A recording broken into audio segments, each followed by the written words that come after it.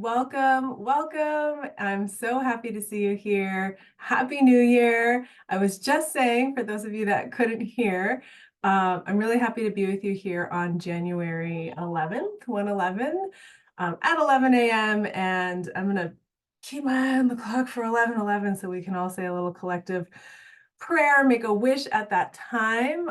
Super happy to have you here. So welcome. For those of you who I haven't met before, my name is Lisa Danilchuk. I've written a couple books. You can see them up over my shoulder. This one's the most recent. Yoga for Trauma Recovery came out in 2019. It's also on Audible. Embodied Healing came out in 2015, and How You Can Heal came out in 2017. And so what we're going to do here today, I really just wanted to offer a New Year's experience. So a lot of times when I've offered trainings or webinars, and free invitations like this, we have slides and we go through a lot of information. It's going to be a little bit different today. So today I want to focus more on an energetic and internal and emotional shift that I feel is really important, and I'll tell you why in a moment. And I really wanted to hold space for each of you because I know so many of you in this community are holding space for so many other people. And in the last, I was counting, I don't know, like since 2020, since 2016, like I just feel like people have been holding space for a lot of trauma, holding space for a lot of other people. And there's some burnout that can come with that, right? So today's focus is to shift into care, into really caring for you and for, providing you that space. Also to frame shift. So today's topic is freedom from trauma, right? Now, I've written books on trauma. I've given trainings on trauma. I'm a huge proponent of trauma-informed care and trauma-informed practice and trauma-informed yoga and all these things. And what I found in my career is that means I'm saying the word trauma a lot. And what I found in different places I've worked, like I used to work with youth in Oakland who were sexually exploited, right? Pretty heavy stuff, yeah? And what I saw in myself and some of my coworkers is that our whole worldview would start to shift. And so this is a question I'm posing to you in this moment in the last handful of years, let's say. How do you feel like your worldview has shifted, right? Because our worldview is always evolving and growing and changing. And it's really important that we keep some awareness and some pulse on that. What I'm seeing, right, from my my limited perspective, but what I'm seeing with people who are asking for support, what I'm seeing in terms of people reaching out on social media and following up from books they've read, um, is this sense of fatigue, this sense of burnout, and this real feeling like trauma is everywhere, right? And I see someone throwing hearts. Yeah, right. And that can be hard if you're an empath, if you want healing. And I know everyone here is here because you're invested in healing. You've, done trainings and academic programs and vision quests and gone overseas and, asked people of different cultures how they do it. Like, I think you're here because you're really invested in healing. And part of that healing is learning about trauma, right? Part of that is going, oh, these things really impact us. When there's some kind of threat to our well-being, socially, physically, mentally, emotionally, spiritually, even when we feel threatened, when there's harm done, like that has an impact. And trauma-informed care leads us to understand more what is that impact and what are those responses when something traumatic happens. So here's the bend in the road, right? Is like from there we can start to see it everywhere, right? Like if you still drive to work, if you're not commuting online or self-employed or whatever, if you're driving to work and you see it on the side of the road or you turn on the radio. I feel so dated. All these things. I don't know, log into Spotify, you do whatever you do, and you start hearing all the song lyrics sound like it. And like, it's just pain, pain, pain everywhere, right? So when we start to feel like that's happening, that's an important point to say, okay, where is my worldview? So that's what I'm encouraging you to ask in this moment. How, not has it, because yes, it's always changing.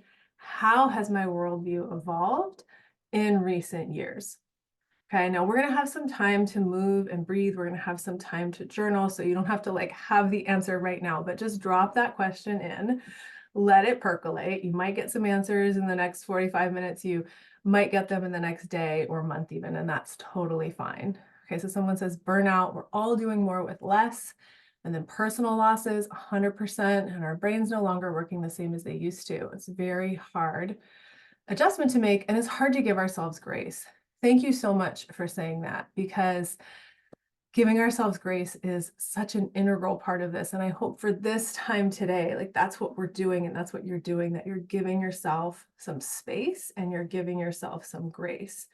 No one person was ever like meant to process and dissolve and move through the entire world's trauma. And yet we can go and pick up a little device and tune in quite easily to all the traumatic things that are happening around the world, to things that some we might have some agency over. Maybe we can donate some money, we can raise awareness, we can talk to friends, we can pay a visit somewhere. But there are also ones that are just beyond our scope, beyond our reach. And so that can really add to this sense, right? Burnout, caring for other people in your personal, professional life, seeing things happening on this global stage. All of that is very real. So please, yes, give yourself grace. Let's come back to who, we're each one person and we do have power, but it can be easy to feel really powerless. So before we get moving and breathing, I just want to tell you a story, something that I was kind of reflecting on when I was walking the other day. Early in my career as a psychotherapist, I did training in EMDR. Some of you have done training in it. Some of you have done it as clients. I've done both. It stands for eye movement desensitization and reprocessing. And there was a powerful moment in that training that I was remembering. And at the time, it was kind of a confusing moment. And it was one of those moments where I was almost like pushing back a little, like I was learning and I was like, I don't think she knows. All right. This is Laurel Parnell. She's written like 18 books on EMDR. And I was a test client with, one of the fellow participants is Valerie or Ian or someone, if you're here, hi. And we were working together, right? And I was going back to I had 4 neighbors growing up and 2 older brothers, and I was the youngest of everyone. So that gives you a little flavor of what I got down the line. Just a lot of like teasing, bullying stuff. So I was going to those memories, right? They pretended I was dead one day. We won't get into it. It's not my therapy session, but that kind of stuff, right? Not like intense physical, mental, emotional abuse or harm, but like, yeah, emotional abuse. Yeah, bullying for sure. So I was dipping into those personal memories. And the facilitator, I thought, was doing a great job. And I remembered one, maybe the day they pretended I was dead. And then I remembered another. And then I remembered another. And then I remembered another. And I thought I was just unearthing all of it. I remember this time. And this time I felt that way. And this time I felt that way. And in EMDR, you might know, we're all often looking for like a cognition, like a way you feel about yourself. I can't remember what that one was. It was like, I'm not important or, something like that.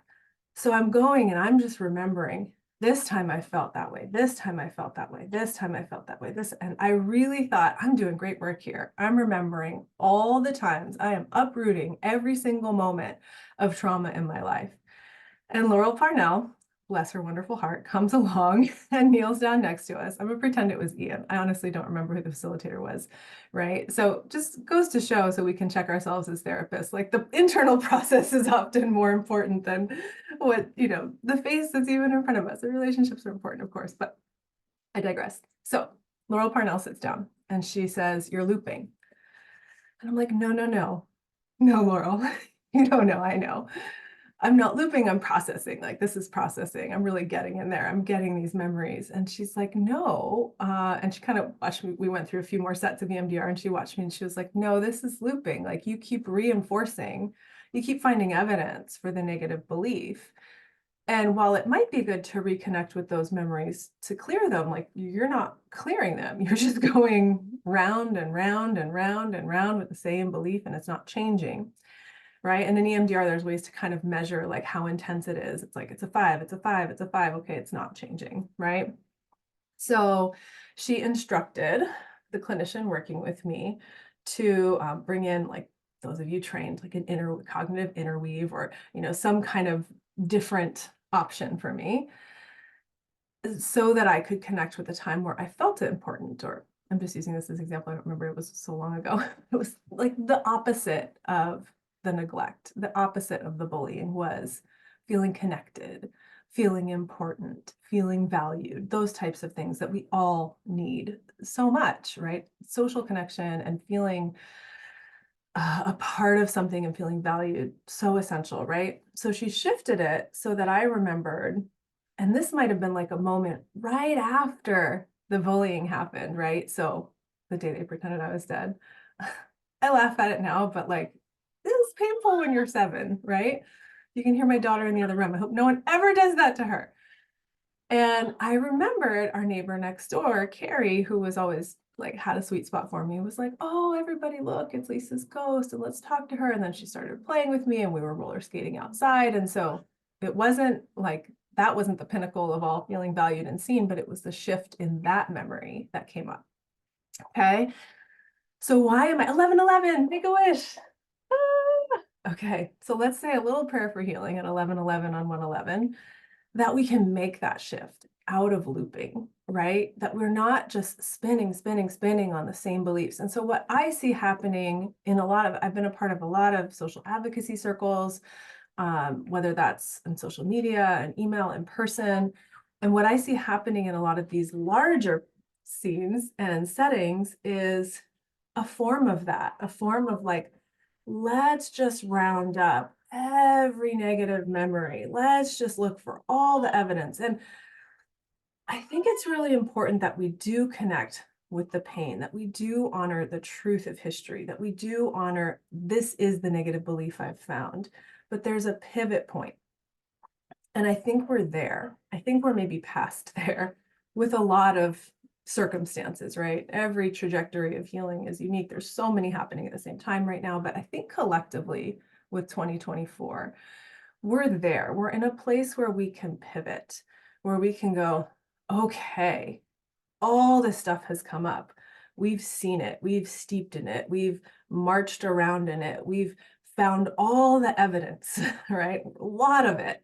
And rather than continuing to dig for more, there's a pivot and there's a place of empowerment where we actually choose, well, what do I want to believe? And where's the evidence of that? What do I want to see outwardly in the world? Where's the evidence? Where's the support of that? And even when we're talking about from present to future, how do I map that, right? So some of you might be listening in your car right now. Most of us, when we go somewhere these days, use GPS, right? You go in and you put your destination in and you follow the route, right? Maybe there's a little, oh, it'll be better if I go this way. Google doesn't always know best. Or maybe there's, a little bit of freestyling or a change of plans or a reroute. But we don't just go in and sit there and say, oh, I'm still here. I'm still here. I'm still here. I'm not going anywhere, right? We have like a vision, a plan, and then we go there. So all of that to say, I think we're in a place where we can choose some empowered thoughts and feelings. And each of you here, I think, is not only a participant in healing, but also a leader in that. So I'm really hoping that, right? So hope is important here, that each of us can cultivate this vision of healing together that isn't so centered on trauma, right? That acknowledges it, that's trauma informed, yes, that knows how we respond to trauma, but has something much bigger around it that is thriving, that is ongoing growth, that is healing, that is connection, that is community. Okay. So that's my spiel. And from there, I want to invite us to practice a little bit together and journal and reflect a little bit together. So this is your space. This is a time to give yourself grace as well. I know you might be tuning in from lots of different environments and places. Let it be imperfect. Like, yeah, set the stage, get yourself comfy, grab a space on the floor if you have access to that right now. But also just kind of let it be let it be the moment that it is, right? We don't have to perfect everything for something powerful to occur. And then from there, we're going to do a little bit, just so you have a sense of what we're doing for the next chunk of probably half hour or so. We're going to do some dream storming, we're going to do some journaling, and then you'll have the chance to share in the comments if there's anything powerful that came up for you, you want to carry out with you. And we will create a mantra that you can carry with you out of this class to come back to anytime you're feeling flooded, anytime you're feeling overwhelmed, anytime the world is on your shoulders, something that resonates uniquely for you that you can come back to and ground with. Okay, cool. All right, so let's transition into some movement and breath. The purpose of this is just a simple reset, okay? Because our brains can go all kinds of places. And moving and breathing does so many things. We're not going to do a whole training on what it all does. But I'm working with a little bit of lack of forward flexion right now. So whatever you're working with, you work with that. I'm going to move and breathe and demonstrate. You make it work for you. You could be in a chair, you could be lying down, you could be standing. I'm going to move through some kind of lunges and things like that. So you can always adapt it to whatever you need. Cool. All right, so let's go ahead and transition. I'm going to come over here. All right.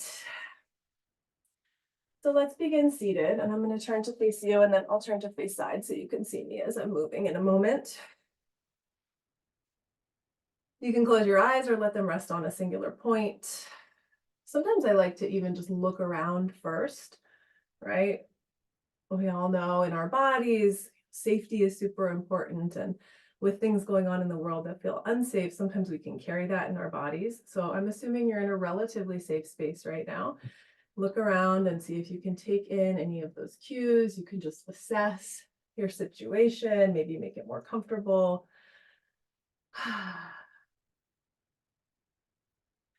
And then take a moment to ground into your body.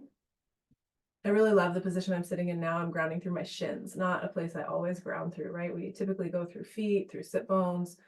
Perhaps you're on your shins. Perhaps you ground through your hands as well, or palm on palm pressing.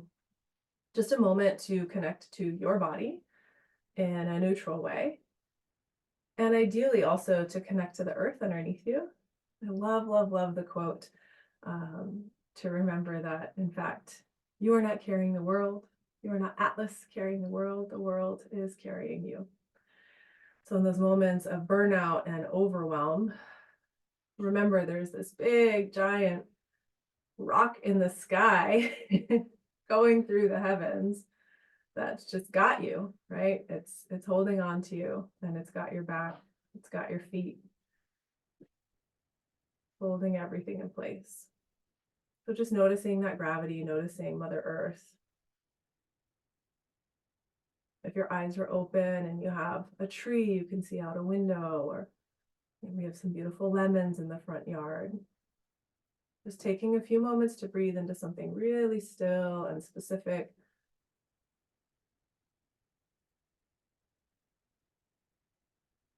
Notice how that shifts your physiology even slightly. It might bring your energy down, it might bring your energy up. And we all need that fine tuning all the time, right? A little bit of upliftment, a little bit of calm. Our bodies, our systems are so dynamic.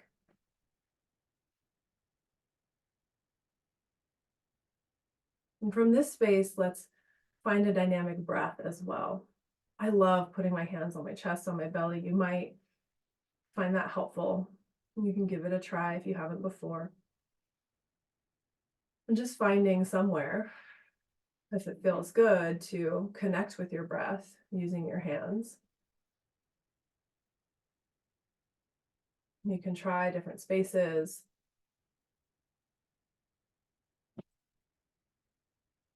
Now we all know nose breathing is all the rage these days, that there are lots of benefits from it. So if that's possible, you can breathe in and out through your nose, but I really like the permission to sigh out through your mouth. Take a long, clearing breath. And most importantly is just breathe in a way that's comfortable for you.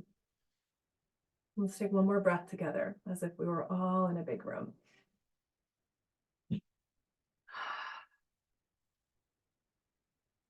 And when you're ready, you can softly open your eyes. You're welcome to shift the position of your legs if that's helpful. Let's take our palms, spin them inside out and press them forward. Your elbows don't need to straighten all the way. You can just move them until you feel a little bit of stretch in your hands. Soften the top of your shoulders, either stay here or slowly start to take your arms forward and up. When I was pregnant, I had kind of like a carpal tunnel, like a lot of wrist pain. And oh man, did I develop some compassion for folks who have had that. So if you're having any of that, I'm sending you extra love. Mine went away, thankfully. There's like the tiniest little numbness in my thumb and the base of my thumb, but I really think that's from holding my phone now. So I'm trying to stop. Let's take a breath to lengthen up and then exhale over to one side. Inhale to center. Exhale over to one side. Let's do that one more time each side. You can change your hand position if you like.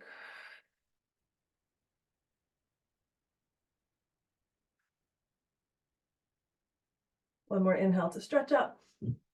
Exhale to bring your arms back and down, a little shoulder roll, a little neck roll. One more thing before we move to all fours. I'm just going to switch to a cross-legged position. It's a little bit easier to twist from here. We're going to inhale, arms up. Exhale, twist to your right. Back arm can come down to the floor behind you to a block, like a little kickstand. Inhale to lengthen and exhale to turn. One more breath. Inhale to lengthen. Exhale to turn. Good. Back to center, gentle shoulder roll. And with your next inhale, stretch up. And with your exhale, twist opposite way. Twisting to the left now. Inhale to lengthen. Exhale to turn. One more breath.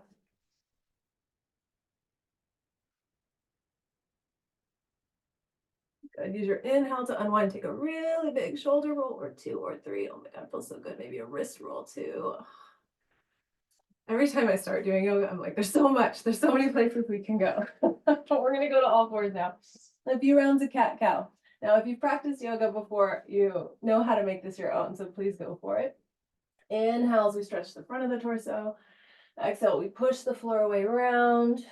You can start making circles or swaying side to side right away, or you can stick with that traditional cat-cow. Just a few moments to connect your movement with your breath.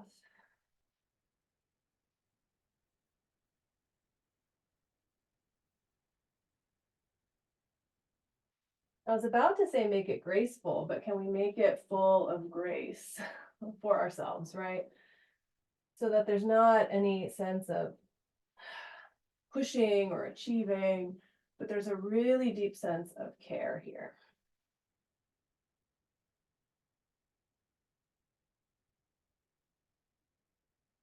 One more round of breath, make it your own, maybe move through a child's pose, maybe sway side to side. And with your next inhale, come to a neutral spine. Step your hands, let's see, a few inches forward to your shoulders. Tuck your toes, any amount. You can lift up into a downward dog towards it. You can keep your knees really bent so your spine's long. You can wiggle, you can pedal. Just another breath or two here. You can always stay on all fours in your cat-cow. I got like a moonwalk down dog going on. Oh my God, this is really fun. You wear socks and down dog, you can do a moonwalk. Oh my goodness.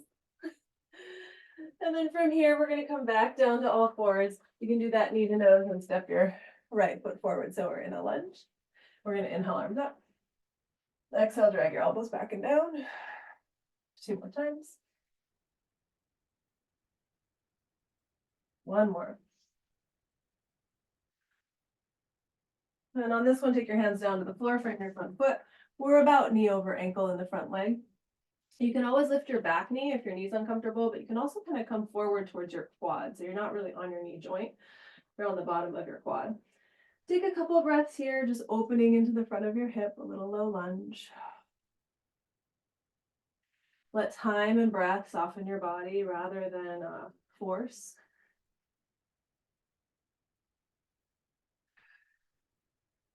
One more round of breath.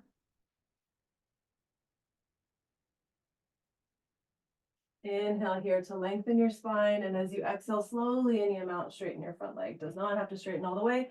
Hands can be on blocks if you like, or soup cans or whatever you got around. I don't know. Does anyone have soup cans? You have soup cans? I have tomato cans. Take a breath. And then we'll inhale forward and exhale back. Just 2 more times like that. Inhale forward and exhale back. 1 more time. We'll hold here, last couple of breaths. Reach your heart towards your front foot, any amount, even imagining it, even a millimeter. Just energetically finding that length in space. 1 more deep breath in. As you exhale, make your way back, all fours.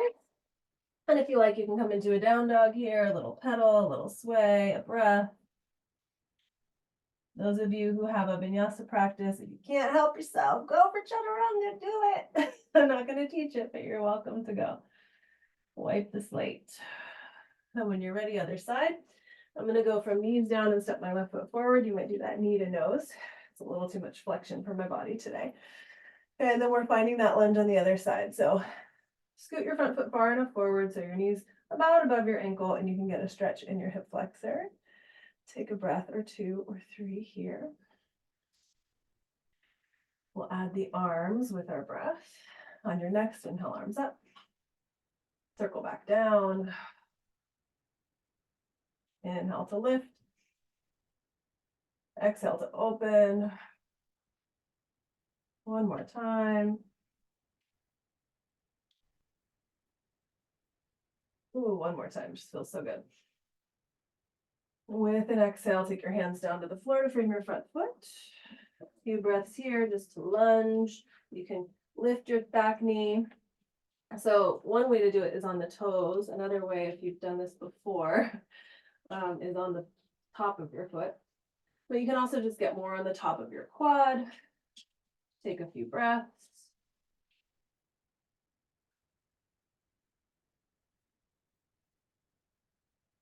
Hi, Miss Nye.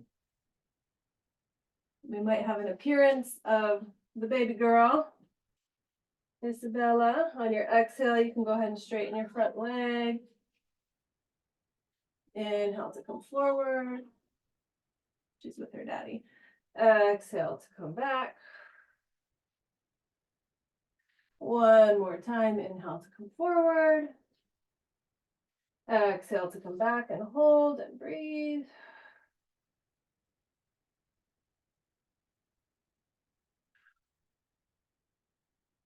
Last couple breaths here.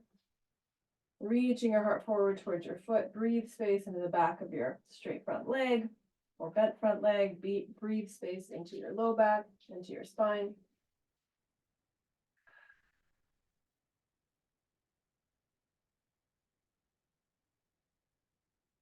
On an inhale, come forward, plant your hands, all fours or downward dog. Take a breath.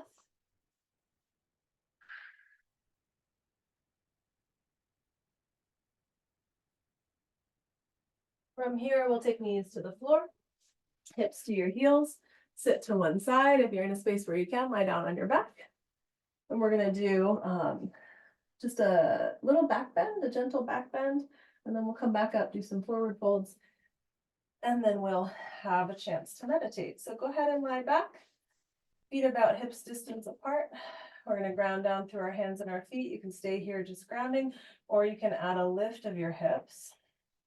Once you're there, you can stay with your palms grounding if that feels good, or you can interlace your hands at your low back. Just a few cycles of breath here.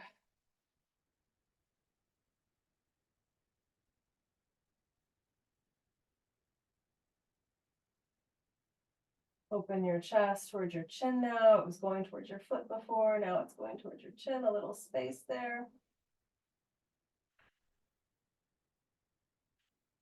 Good. Release your hands, slowly roll down. On an exhale, let's hug our knees in, take a few circles. Going each direction. You can stay hugging your knees into your chest, or in a tribute to my daughter Isabella, you could try happy baby. Hands behind your knees, grabbing for your ankles or your feet. Now we know, because we're trauma-informed yogis, that this might be just like a not option pose, right? Maybe it's not comfortable, maybe it's even upsetting for your body. So hug your knees in and find that protection, find that kind of curling up into a ball feeling. Find a shape that feels good for you. If happy baby feels good, if you have good associations there, then you could rock a little. You can straighten your legs. You can even play with Baddha Konasana, feet together. When you're ready, come back to knees together. Let's roll to the side and press up. Last few things. Baddha Konasana, soles of the feet together. So someone asked me recently, like, how far forward should my feet be? It really depends, right? So you can have a big wide diamond with your feet far forward. You can have your feet tucked in. See what works best for your body today. Use an inhale to lengthen your spine, and as you exhale, heart towards your feet, any amount. A few cycles of breath here. So most importantly, in this short sequence, we're moving with breath. Yeah. We're taking the moment to go inside, to tend to our bodies, to listen to whatever they're wanting to say, and sometimes that is ouch. And so we want to be responsive to that, right? It's easy to read the news and want to respond to things all around the world, but we can also really turn that care inwards to our own inner worlds. See what's hurting, see where there's conflict or pain, and just bring some attention there, right? If we can bring loving care, great. But sometimes that's not an option. Sometimes we just bring awareness. One more full breath in. Long breath out. And from here, use an inhale to rise up. And find a comfortable position for a short visualization. So this might be seated cross-legged. You might be in a chair. You might get really cozy and lie down. I'm just going to come forward so you can hear me really clearly.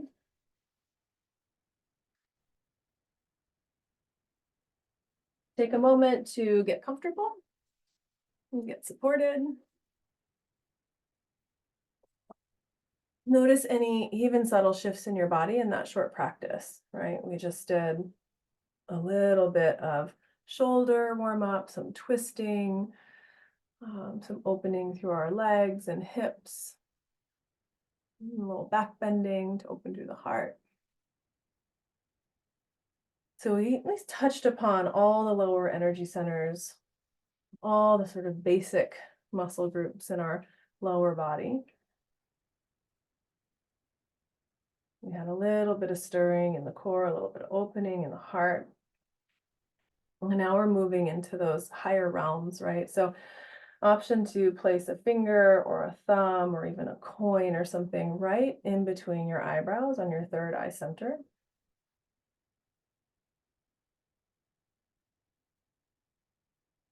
Take a few breaths to tune into that space. The touch might be helpful.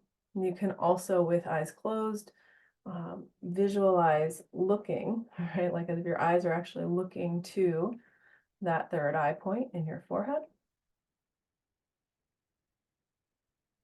Take a few breaths, just a little pause here, a little space, a little grace.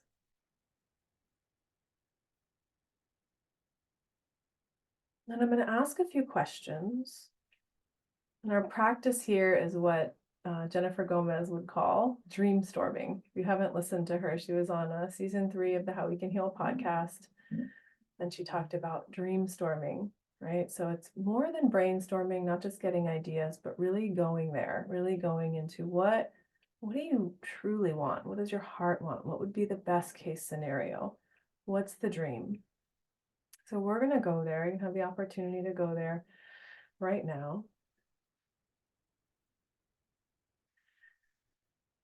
And the first question I have for you is just, what do you hope for? What do you hope for? Take a few breaths Just noticing what comes up for you. Could be, I hope for relief from pain. I hope for world peace. I hope for a beautiful world for my daughter. I hope for a tasty dinner. I hope for a feeling of connection. So it might feel small or big. Let's try not to judge anything that comes through. Just what do you hope for? What do you hope for? And then just a layer deeper, what do you long for? What is it like? Oh, it would be so good if I had this, right? What is it in your personal life, in the world around you, in your community? What do you long for?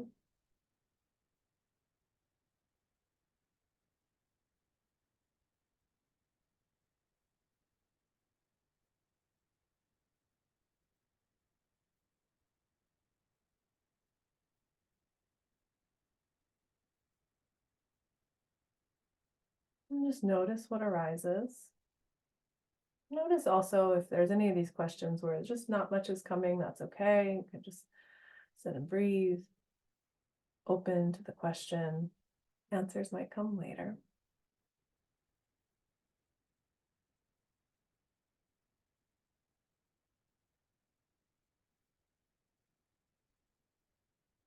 And next question, what comes to mind when I say the word freedom?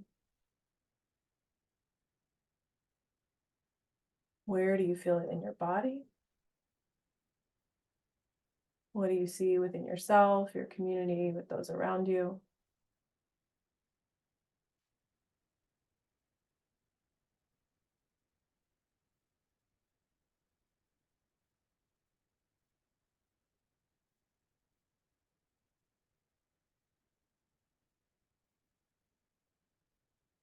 Notice that taste of freedom.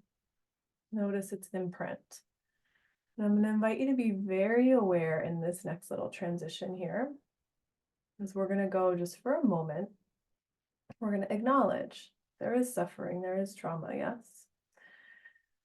So notice what happens in your body when you go from that place of hope, of longing, of freedom. Notice what happens in your mind and your body where you pick maybe just one challenging, upsetting, traumatic thing in the world, and you just touch it so lightly. Notice how your energy shifts. And notice in particular today, if there's any thought or belief connected to that. Do you feel disempowered? Do you feel a certain emotion arise? Just noting that, okay? We're not going to stay here long. Let's just take another breath to get clear. If there's any sense of collapse, if there's any sense of anger or sadness or grief, just touch it so you know it and you know it's there. So you're not, we're not doing the Pollyanna spiritual bypass, ignoring it. We're really connecting to it, but in a measured way. Yeah. Take another breath. And then notice what's happening in your body. Notice the shift here as well. Really tune in. And when I say the word healing, what comes to mind? How does your energy shift internally? Maybe you feel a sense of warmth or expansion.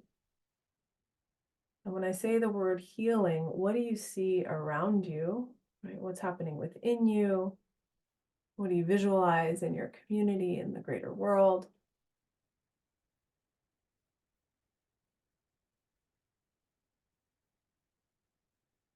Take a few breaths, really settling into that.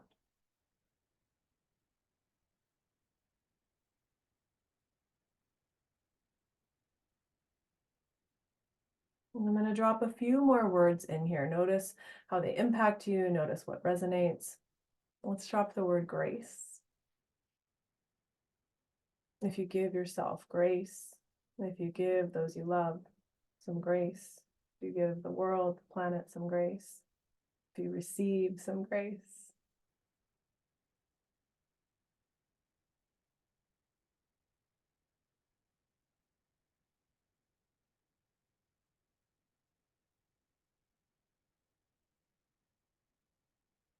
And another thing to notice, heart connection.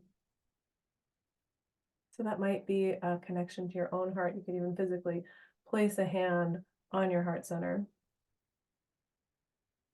Could also be calling to mind someone you love and care for very deeply, feeling into that connection. Again, notice how your energy shifts. Notice how your sensations in your body shift.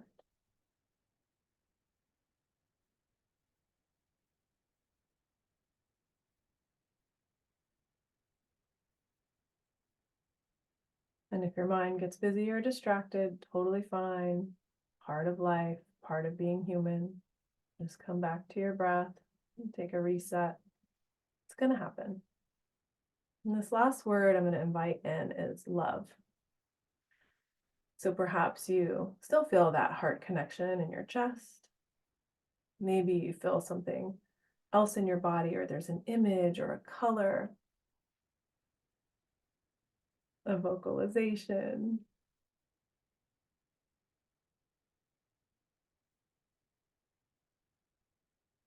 Notice what it feels to connect with that energy of love in your body.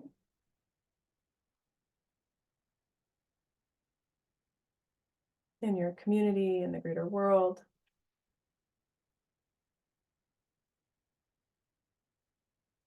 Let's take a breath together.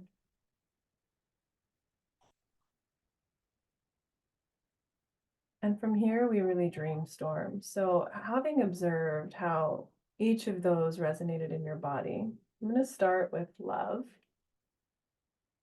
right? And just envision, what would the world look like? What would your social media feed look like if there was more love coming in, if there was more of an exchange of love? So maybe it's that connection, maybe it's that heart connection.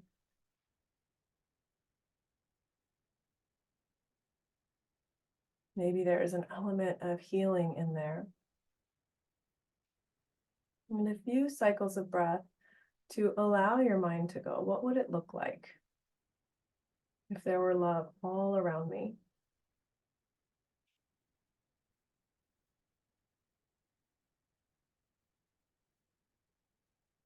And just notice where your mind goes. Perhaps it's already sending love to folks who are suffering. And see if you can imagine that strength of love being there for you, being there for them. I want to say in equal measure, but even beyond measure. And it's just there holding, like the earth is holding us.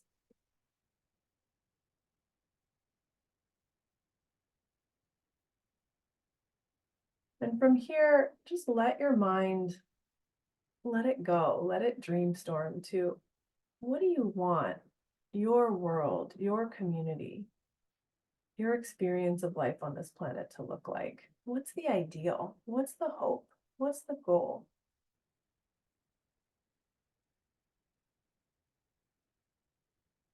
What do you envision? How does it feel within your body?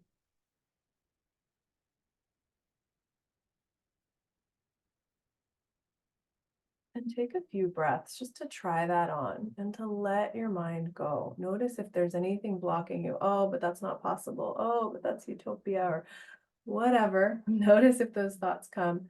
And just for this moment, give yourself that grace. Give yourself this moment to envision, right? To see it with your mind's eye. You might even come back to that third eye center.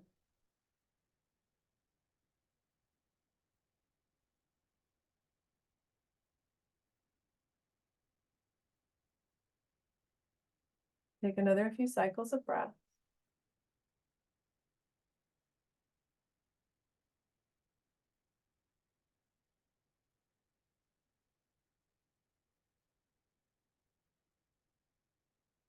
Notice anything that's resonated, anything you've found valuable from these last few moments of visualization, meditation. There might be one really bright gem you want to carry with you. There might be a little shift in your body, vision of a color or of healing or of connection that came to you. And then we're going to take that with us. If you have something to write with, could be on your phone. You want to make a note, or you could grab a physical pen and paper. And if you don't have anything handy, you can kind of stay with just letting your mind go with this. And I'll give you a few prompts. And with a prompt like this, it's just, I'll give it and then you can repeat it again and again and just see what keeps coming out. Okay, so I dream of a world where. I dream of a world where. And then just writing out, if you feel like you come to the end of that sentence, I dream of a world where, keep going.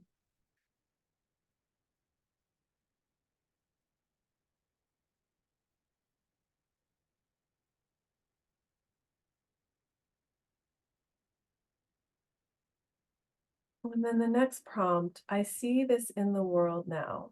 So if there's any element of your dream that you do see happening in the world now, trace down to that. So I dream of a world where. I see this in the world now. Where do you see those seeds? Where do you see that potential? I often talk about how each of you and all the work that you do really inspires me, fuels me on days where I've been looking at the news too much and seeing lots of hardship come through. I also know, like Fred Rogers said, to look to the helpers and healers. So I see this in the world now.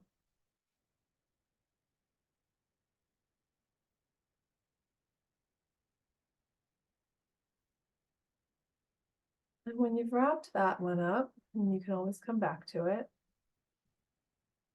something I can do to bring this world to mine is. Something I can do to bring this world into mine is. Something I can do to bring this world to mine. So you're going to that dream storm, you're seeing the full, beautiful vision. You're tracing back. I see it now. I see it now. There are seeds planted. And then you're bringing it back to something I can do to water those seeds. And we don't want to edit here, just let it flow, whatever comes out. Might be something you do personally for yourself. It might be a connection with a neighbor. It might be physical, it might be spiritual, it might be prayer, it might be anything. It's all fair game. We're dream storming still, remember? Dream storming.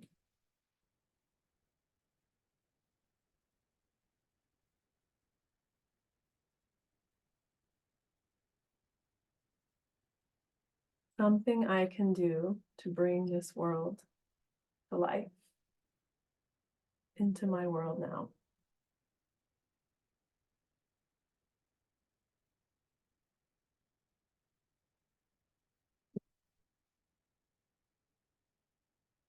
Let's take another breath. It's time to recycle my old pens. Fell on the floor.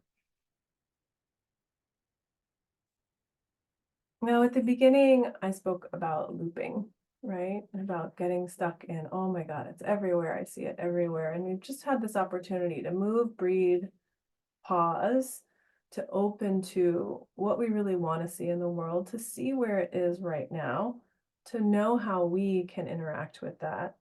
So let's wrap up this experience by going back to our physical home, right? Our bodies, our minds, this place that we live, right? We carry it around everywhere, no matter where you go in the world, no matter what's going on. Pretty sure you're in your body. Well, that's a longer conversation, right? Some of you astral travel and got all kinds of experiences that aren't in your body, but let's go to our own body mind for now.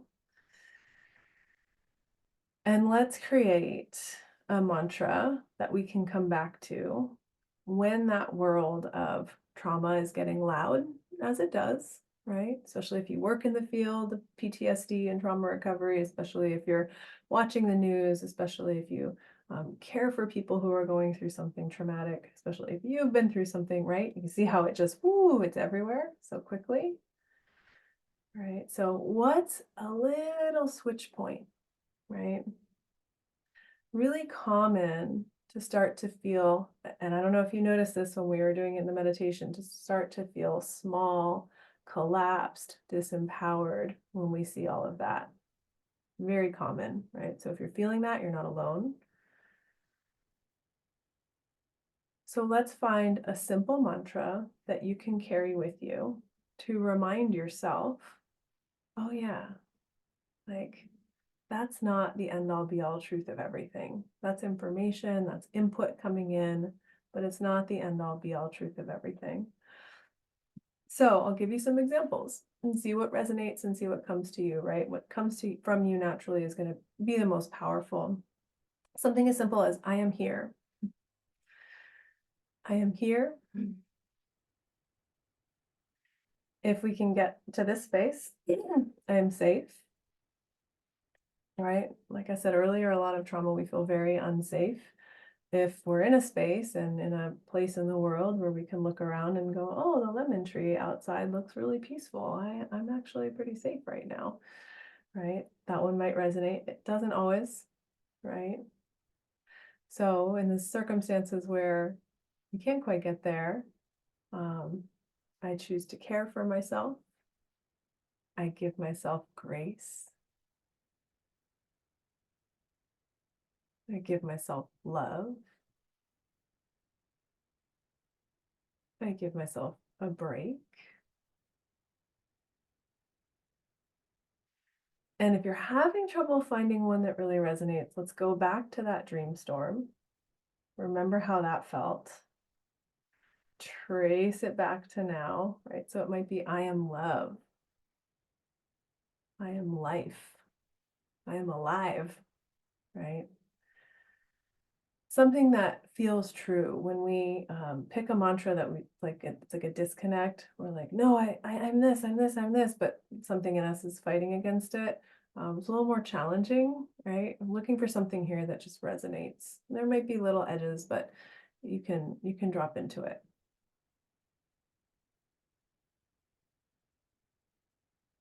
Take a few breaths and know that if a clear mantra, if you don't feel like you've got it quite exactly as you want it, you've dropped that seed in, it's coming. Right? It might come to you on a walk or in the shower or right before you're falling asleep or when you wake up in the morning. I am here. I am hopeful. I am grounded. I give myself grace. I am alive. I am safe. I am loved. And just start to wrap up anything you've written down, just making any notes that feel important from today. You know, in a yoga practice, we often go in two directions, right? So we'll start with the feet and go up from there, a lot of times with physical shapes, right? So grounding through your feet, we'll go through all the chakras, tailbone, sacral, solar plexus, heart, throat, third eye, crown. But what we're doing here in dream storming is also the opposite current. So in energy medicine, right, there's those two currents of energy. There's from the earth up and there's from spirit down. Right. So when we're going to dream storming, if we're speaking in energetic terms here, we're going to that place of visioning something, healing something powerful, and we're bringing it to the earth. Very powerful, a very powerful process. I was going to say very powerful work too, but part of the work is just being willing to see, right? Being willing to open to what's next. I just read an article. Someone was describing it as, I wish I could remember his name. He's presenting at a local college soon. He called it post-activism, where it's like all this stuff has come up. Yeah, we know there's so many problems. Like, yes, it's all there. It's all right there. But like, what are we creating with it, right? If this is our art and this is our canvas, like, what are we going to do? And what vision is calling us? What emotion or energy is calling us? Okay. So that's it for today. And I want to thank you for joining and playing along and for doing all the work you do as a leader out there in the world, as a healer, as a helper. As I said earlier, your work really inspires me. I'm considering doing like like a 6-week group that would be kind of like this, where we get together and we practice yoga and we move and breathe. My time is super limited these days with baby girl. And whenever I'm not with her, Alex got her full time and the dogs and everything too. So just want to know if there's an interest in that. So please let me know, like email me after this, let me know how this is resonating. Let me know if that's something you'd be interested in. I find it really helpful and I want to just keep doing what I can to support you. So please, at any point in time, heart, love you too. Please, at any point in time, just send me a message and let me know what you're needing. Let me know what resonates with you. I'd love to hear after this workshop if there's any specific vision of healing you want to share. We've got about 2 or 3 more minutes. If you have a question, you're welcome to drop it into the Q&A box. But again, I just want to thank you for being here. Thank you for all you do and encourage you to give yourself that grace, right? Give yourself that love and give yourself that space. You're so welcome, Mona. Thanks for being here. You're welcome, Amber. Oh, thank you all. Thanks for coming. Thanks for participating. And I look forward to connecting again soon. Take care. Bye.